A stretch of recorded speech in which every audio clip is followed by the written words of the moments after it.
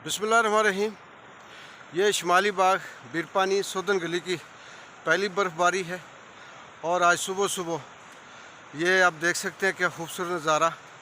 ठंड भी है, बर्फ़ भी है और ये ग़ुलाम लोग, मज़दूर लोग अपनी मज़दूरी में जा रहे हैं।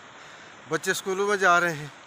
चारों तरफ बर्फ़ है और ये लगता ये है कि आने वाले दिनों में मज़ीद ये बर्फ़ पड़ेगी।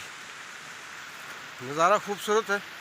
आप सबको देखने वालों को ये बड़ा मज़ेदार रोमांटिक मौसम लग रहा होगा, लेकिन हमसे पूछिए कि हम पे क्या गुज़र रही है।